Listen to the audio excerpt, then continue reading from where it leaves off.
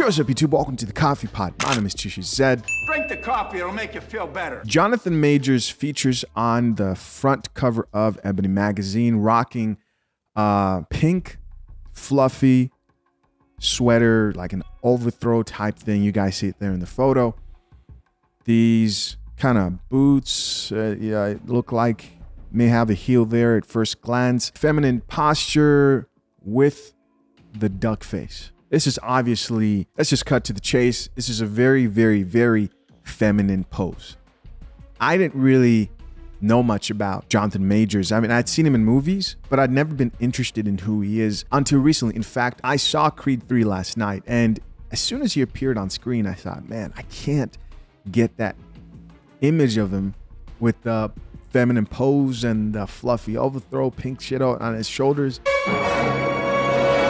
Not that men shouldn't wear pink, right? Don't go extreme on me. We can have a normal conversation, my people. I'm talking about the body language, the feminine pose, and the photo that Ebony magazine, of all magazines, decided to portray this black man as. I thought to myself, this is gonna get in the way of how I want to view this character who he's portraying on screen, because he's a villain in the movie. Luckily for the audience, this man's a phenomenal actor. I mean, he is good. He's good, man. I always keep it real. The man can act. I would say he was the star of the show. He probably carried the majority of the movie. As it went on, I bought into him, and he's good at his craft. But again, this is a topic and a discussion that I think should be had. I want to play a video here from BOYCE Watkins. And one thing I want to encourage a lot of guys to do as you go through life, you have to learn how to take truth in all forms that it may come. I've disagreed with BOYCE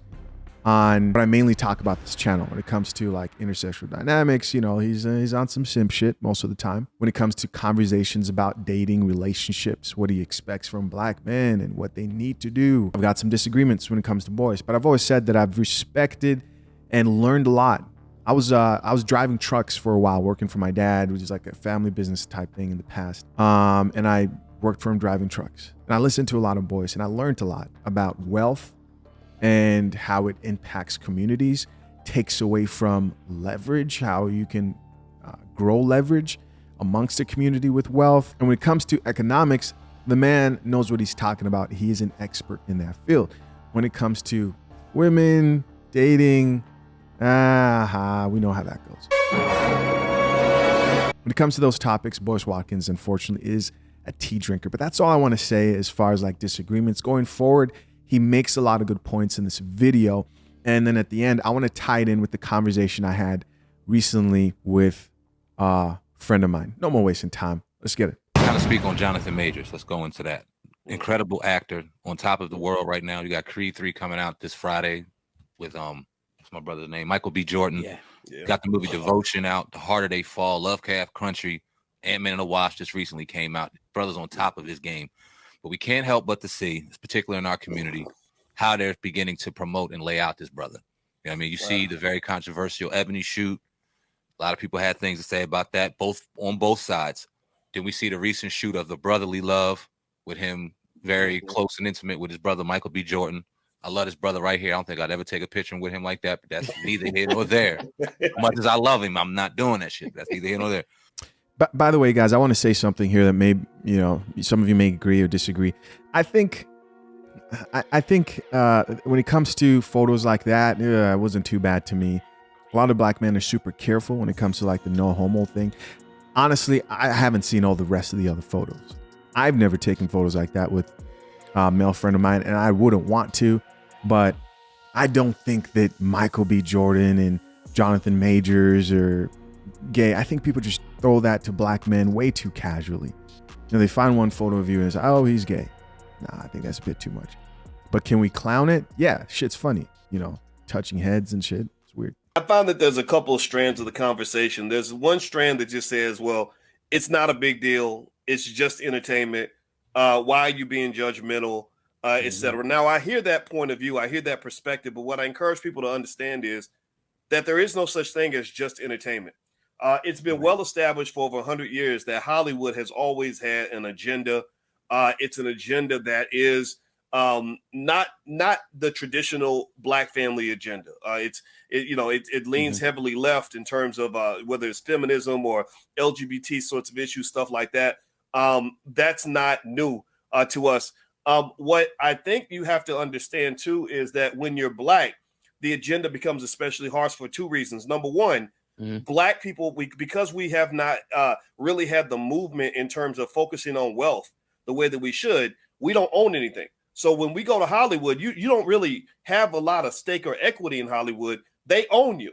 You it's like either do it or you out, their way or the highway. So a lot of these actors that you look up to and admire, they're just slaves. They're just high-paid slaves. They have to do what they're told or they're in trouble. So that's the first area where we're vulnerable. The second area where the Blackness is a special target of the agenda is because the world does not want to see the Black man as a man. The world has never, the Black man showing up as a man who is intelligent, who is fearless, who has firm, clear values in terms of who he is, who's defining his own narrative. That is one of the scariest things in the world. The scary thing for white folks is not a gun-toting thug or whatever, or a rapper or whatever. That's kind of buffoonery. It's really the intelligent Black man who says, I love my family, I'm holding it down for mine, and I can take it or leave it on whatever you're putting in front of me. I don't need you. Right. So Black men tend to do best in Hollywood if they either show up in a way that is either as a little boy, very immature, very childlike, or as a little girl, very feminine, or as a clown, like a comedian. You see a lot of comedians doing extremely well, just killing it. Even some of the rappers, unfortunately, are clowns because they engage in clownish, exaggerated behavior. One or two gold chains is cool. You don't need 50. One or two tattoos is cool. You don't need like 75. It's so or just multicolored teeth and all this other craziness, right? So all that's like a clown suit, right? So when the Black man shows up as a little boy, a little girl, or a clown, he's more likely to be successful. And I hate the idea that they've taken Jonathan Majors and presented him in that very feminine way. So people who think that we're overreacting, you just need to look around you and just realize that this is deeply connected to all the other outcomes that you're seeing in society in terms of where Black men end up. We're not in the power chair. We tend to end up in the chair where we're serving other people. So it wasn't really an attack on Jonathan Majors to sort of call out that Ebony shoot or an attack on Ebony. I even know the brother who bought Ebony, and I wish I could talk to him directly. He did reach out, Bridgman, I think Junior Bridgman, I think is his name. He reached out. I just hadn't had a chance to talk to him.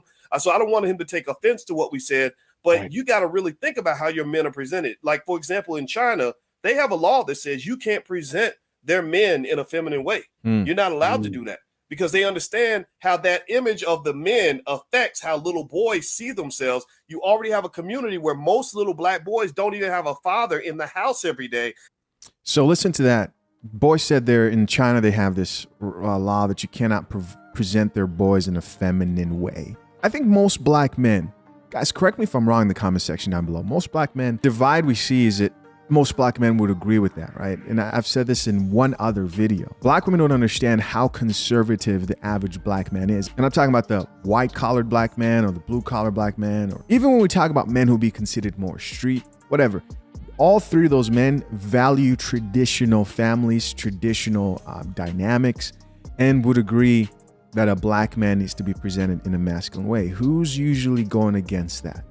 It's the women, and they have the majority of the influence, the amount of the power, and they need to be retaught. They don't have men. Most of them are single. And this goes back to, my disagreements with BOYCE. It's like these are things he will not say. He will not really, he will not talk about who has the most influence in the Black community. It's Black women. They're the ones who are promoting this. They love Jonathan Majors because he's embracing his feminine side. That's how they view this, right? Why do we need masculine men? That's the worst thing for a modern woman today. But again, the type of things that BOYCE won't call out, because a lot of the women that follow him are women who wouldn't agree with what he's talking about. And that dysfunction has become so normalized that we think that that's okay. It's not okay. Just like it's not okay for a child to grow up without a mother. Why would you think it's okay for them to not have a father? So it's so unfortunate for Majors. I hope that he'll think about it a little more carefully instead of just blowing off the controversy, because this is very real and the agenda is real. So people are not overreacting when they're seeing the same thing that a lot of us are seeing. Yeah, man, that's it.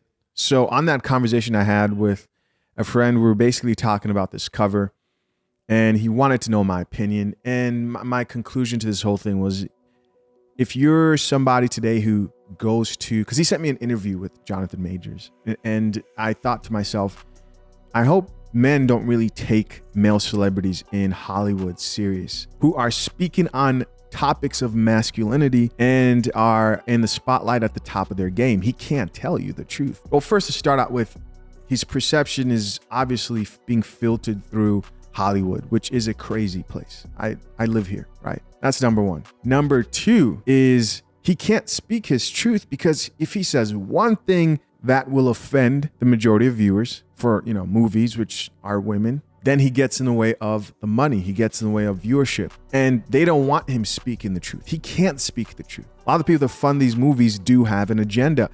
These celebrities cannot speak the truth until they are out of the movie industry. That's when you have situations like, what's the guy that Joe Rogan recently sat down with? And I'm just giving an example of somebody that was in movies, got out and started speaking the truth. That's when you have situations like Russell Brand. Russell Brand speaks out against the establishment. He speaks out against like huge corporations. And he can do that now because he's self-sustaining. Like BOYCE said, which he's 100% right about that, is these guys do not have any power. They're told what they can say, what they can't say.